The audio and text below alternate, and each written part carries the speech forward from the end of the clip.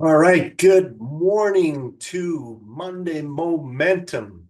Today, we are going to be talking about a topic or subject that is designed to change the way you think about yourself and about your people who work for you, people who shop with you, the community that you represent, in a way that my hope is will transform your thinking into a mindset of how do I create something versus how do I keep solving problems over and over again. So,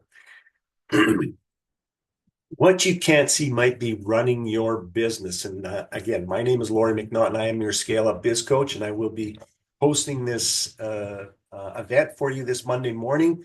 As I said in the lead up to this and your emails that you would have got from me, my goal here is to start you off on a positive note so that you can create something special each and every week. Now, to do that, you got to take whatever it is that we're talking about here today and think about it past today. So that means that, you know, you can't sit here for a half hour or 15 minutes or however long it takes and then just go, oh, great. No, take notes, write those notes down, read those notes again right after we've done this. Read them again this afternoon, read them again tomorrow morning, read them again tomorrow afternoon, read them again the next morning, the next afternoon. Because as you do this repetitively like this, you create a set of neural networks in your brain that makes it more likely that not only will you remember what it is that we talked about here today, but you'll also apply it to you and your business. So that being said, let's get into the lesson. So as it said, you might not be able to see what it is that's driving you and or your business. So everybody knows what an iceberg is. How many know what part of the iceberg sunk the Titanic? The part above the water or below the water? That's right. The part below the water, because something like 90% of an iceberg is below the water's surface. And so even though the captain of the Titanic thought that they were going to go right beside this iceberg and miss it, they actually hit what's below the waterline. It created a big gap or a big hole in the hull of the Titanic and ultimately sunk it. So think about that from a business perspective. Think about that from your own perspective.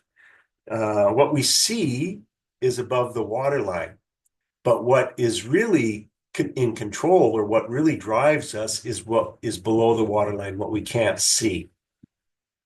So if you look at this representation, we see the behaviors and the results of those said actions. But what we don't understand, or I shouldn't say what we don't understand, maybe we do at an intellectual level, but not at what is the word I'm looking for? Intrinsic level, to the point where we actually think about this and how it applies to us and our lives and how it applies to our businesses. So our beliefs, our values, our identity, and then a big portion of that, a big chunk of that is the environment. And that would be the environment that you live in and or the environment that you create at your workplace. So, what we might see above the waterline would be things like poor performance, low motivation, missed deadlines, or just an overall lack of accountability. And or we might see a high performance team, very motivated team. They're always on time. They always get the jobs done on time and on budget, and a high level of accountability. All of those things are on the surface above the waterline. So we see that. So on the right, hey, all is good. On the left, not so good. But both of those, whether it's the good or the bad, are driven by people's beliefs, values, identity. And then again, as I talked about, the environment that they live in or work in. Do they live in an environment where accountability is everybody exudes accountability? Do they live in an environment where everybody shows up on time? Do they live or work in an environment where everybody's motivated? Do they work in an environment where high performance is the norm? Or do they work in an environment where there's little or no accountability? They miss deadlines on things. There's low motivation in the team, and there's poor performance. So I don't think this is a bold statement, but it's kind of in your face kind of statement. You are the driver. You are the creator of your life, and you're also the creator of your business. If what you see is on the left, poor performance, low motivation, missed deadlines, lack of accountability, then there's one place you need to look first in order to solve this. And I can't say it out of the way than to say you got to look in the mirror. You got to look in the mirror. You know, you started the business, you hired the people who worked there, you trained them, you speak to them daily. They are a reflection of you, not the other way around. And although you certainly could become a reflection of them if you fall into there's just no good people out there or people are lazy. If you fall into that, that is a reflection of you, which is going to be a reflection of your business. But who wants to have a business like that? Nobody. Nobody. So we want to have a team of high performing people who are highly motivated. They show up to work on time. And as I said, if you're in the construction industry or any kind of manufacturing industry, they get things done on time and on budget, and they hold themselves to a high level of accountability. Now, in the comments section, put a 1 in there if you know that you would rather have everybody on the right side of this. Yeah, of course. Absolutely. Okay, so what's driving that behavior? What's driving my behavior? And then what's driving my team's behavior? Now, the way I looked at this when I first learned this lesson, which was 20 plus years ago, 21 plus years ago, I guess. I heard this lesson in different variations, but the one specifically, the way I'm teaching it today, I heard 21 years ago, I think. And that is, what do I believe about myself? What do I believe about what I can and cannot do? Do I believe I'm unlimited, or do I believe I'm limited? Do I believe I can do whatever I want, or do I believe that I can only do things that I have the skill to do? And then what is it that I value? So do I value integrity? Do I value honesty? Do I value determination and perseverance? Do I value good health? Do I value learning? Do I value coaching? Do I value living a great life? Because as I say that, I'm sure you're all reflecting. Again, that's going to affect my behavior. And then who do I think I am? That's my identity. And then what's the environment that I surround myself with? Who do I hang out with? You've all probably heard this before. If you've read any personal development books whatsoever or professional development, you've heard, you'd be an average of the 5 people you spend most of your time with. Well, just think about the 5 people that you're supposed to spend most of your time with. Are you an average of them? So, it's not that you need to get rid of those 5 people, but you need to associate with people who are going to raise your game, to pull your game up. So if you look at this from yourself, what are the beliefs I need to adjust? What do I need to get clarity about my values? And how do I see myself, and how am I going to change that? And do I need to alter something in my personal space environment to be so I can show up and be the best that I can be? And think about it from your business. What is it your business believes?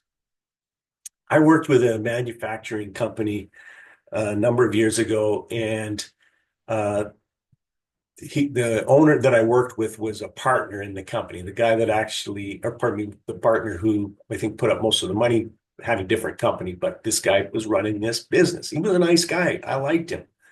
But he had this belief that all of his customers were a pain in the butt. Now, okay, it's one thing for the owner of the company to think customers being a pain in the butt, because changing things at the last minute, or they're being demanding, or whatever it is that was making him feel that way. But that permeated throughout all of his staff. Everybody that I talked to in his staff, yeah, customers are a pain in the butt. So we had a team meeting. I said, customers are not a pain in the butt. Customers pay your mortgage, pay for your vacations, pay for your vehicles. They pay for all of that stuff. So you need to change your attitude about your customers and become a solution provider to those people. Now, while I was working with him, I live in Alberta, and Alberta has this boom or bust cycle that goes on a regular basis. Sometimes we're affected by the world cycle, like 2008. But a lot of them are caused by oil, the price of oil going down. Now, I believe this was pretty sure, I can't remember exact year, but I think it was 2008. It might have been the 2015 one. But anyways, this company was doing just shy of $30 million in revenue. But it was booming here. It was booming. And like my mentor, Marshall Goldsmith, said when I took his training, success is not a very good teacher.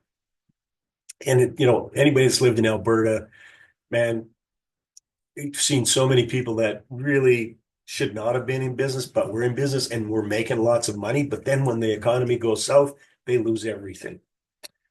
And so this guy, this company, we had a bus cycle, and business dried up. Now, it's not that there wasn't work being done. It's just that now these customers that they thought were a pain in the butt had more choices to take their business to those people who appreciated their business. So, got to be really clear on your beliefs and your values and your identity. So what is it that your company values? And, if integrity isn't on that list, it has to be on that list. If having fun isn't on that list, it has to be on that list. If growing and innovating isn't on that list, then it has to be on that list. You have to, every customer that you have, if you're in a business that has reoccurring revenue from businesses from the same business, you have to build a relationship with them, and you also have to continue to improve because they're going to expect you to improve, because that level of service or that level of competency that you brought when you got them as a customer, if one of your competitors gets better at that and they get wind of that, guess what's going to happen? Yeah, they're going to leave. So the other part is that how does I just want to add to this identity of your company. What is the identity? Are you an innovative company that's committed to growth and working with customers to provide the best possible solutions to the challenges that they have? Do you always under-promise and over-deliver? And what I mean by that is you don't promise crap and then give them a little bit better than that. Sorry, maybe not the best phrase, but it's like, here's the very minimum of the best that you can provide a little bit more. Tell them this is what they're going to get because this solves their problem. Give them a little bit more. And then what is the environment like in your company? Do people come to work and they have fun? Do people come to work and, have friends at work? Do people come to work on time? Do people, show up late all the time? Do people take big, long breaks all the time? Do people complain all the time? What is the environment? And that's the culture inside your company. And one of the things that inevitably, when I first engage with clients, is working on the culture. Because people don't, there's people out there that change as a result of wanting to do something amazing. They change because they want to make improvements. They change because they want to be known for excellence. They change because it's exciting and it's fun and it's venturous. But other people change only when the pain gets so acute that they can't stand it anymore. Now, I'm telling you, don't wait until that point to decide that maybe I should talk to somebody like Lori. Maybe we should sit down and have a powwow and see what he might be able to help us with. Be motivated by uh, the opportunity to do something amazing. Be motivated by creating a dream business rather than just, oh my God, there's just seems to be one problem after another. I'm putting out one fire after another. And this is just too much. It's too overwhelming. I'm like always completely maxed out, stressed out, and I'm completely, don't wait till then. That's what I'm saying. Don't wait till then. You don't have to wait till then. Make a decision to say, you know what? Hey, we can do better. And I want, some outside uh, influence that will help us not only get clear on what that is, but also get clear on how we can get there, and then also hold us accountable to getting there. Because if you don't hold yourself accountable to getting, you're not gonna make it there. Um, I took a course, gosh, it's probably almost 30 years ago, and I'm not going to get this exactly right, but it talked about, it was called The Pursuit of Excellence. In fact, it's still going on here in Edmonton. I think it's could be in a city near you. You might want to check it out. Anyways, they said if you're not consciously creating something, you will unconsciously create something, and it's probably not going to be what you want it to be. So choose what you're working on. Make a choice to be better. Don't just, oh, I got to put out this fire. Oh, I got to put the, just don't run your business like that. There will always be fires. And don't say, I think I'm going to get this wrong too, but Marshall Goldsmith talked about, people changing. And he said, people only, as I mentioned, people typically only get motivated when they get into so much pain that they can't take it anymore.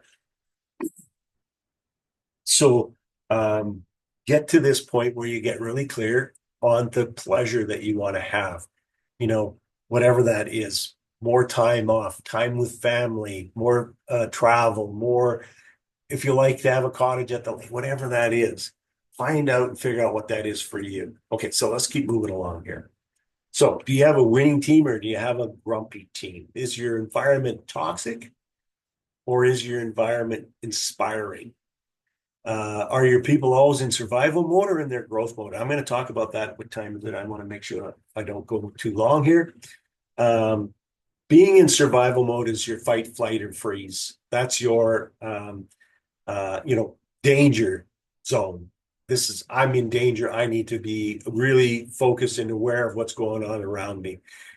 People that are in fight, flight, or survival mode never are at their best because they're only thinking of one thing, and that's their own personal survival. We don't want people just thinking about survival when we want to build a great team of people who are excited about what they can accomplish and what we can do together as a team. You may have heard this before. In fact, well, I hope you've heard this before. Maybe you haven't. The acronym for team is together, everyone achieves more. Together, everyone achieves more. I like saying that really slow because it's so much more impactful when you say it slow. Anyways, um, just to sort of finish off on this slide, culture is not what you say, it's what people feel every day. Maya Angelou said, people won't remember what you said to them or did to them, but they will remember how you made them feel. That is your culture energetically. Do you make people excited about coming to work? Do you make people want to come to work? Or do you make people go, oh my God, got to go to the other room. The boss is in the office and he's having another one of her days. Sorry, I'm picking on the ladies there.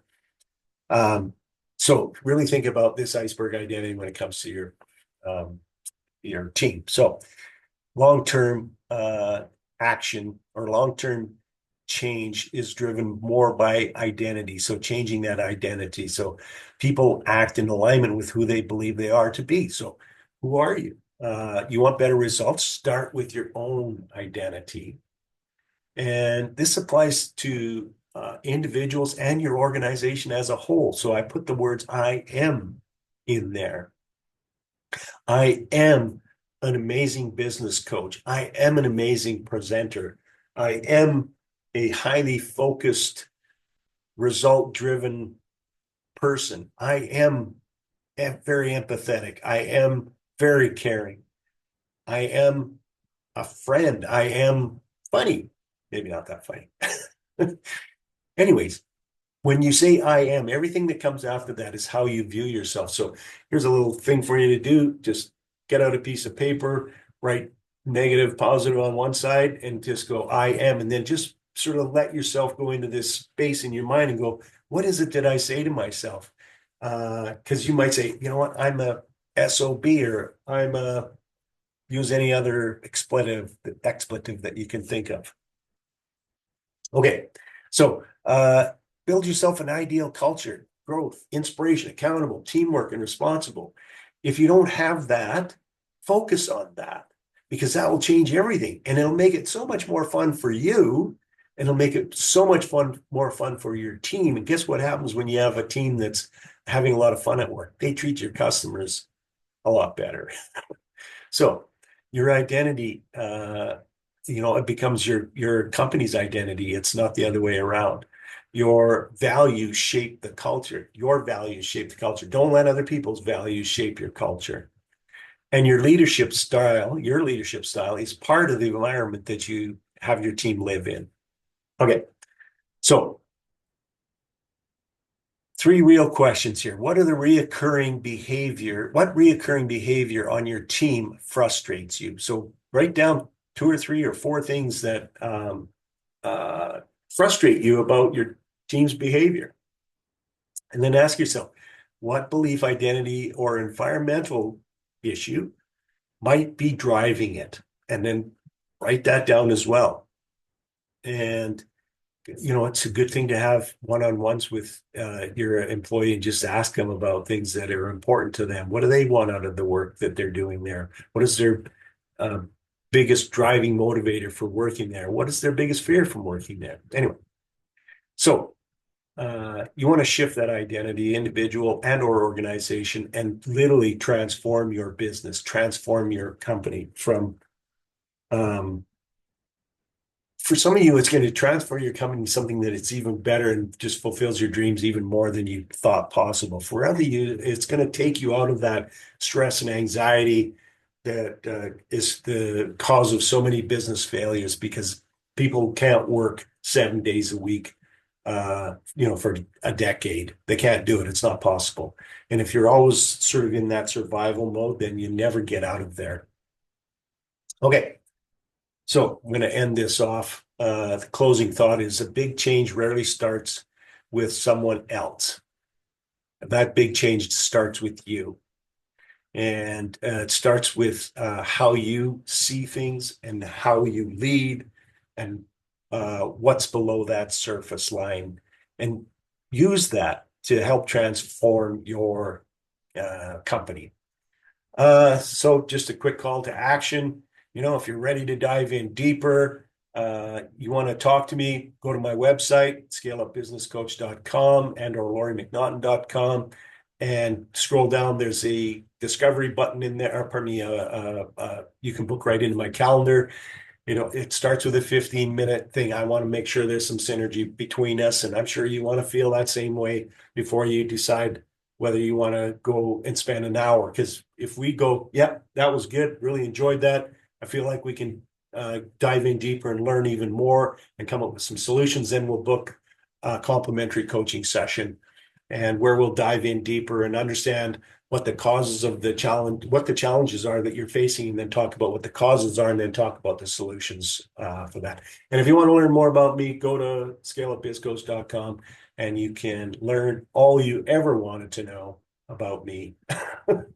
And with that said, I'm going to bid you adieu, and I look forward to seeing you next Monday, same time, same place, for Monday Momentum. Let's get started each and every week on the right foot.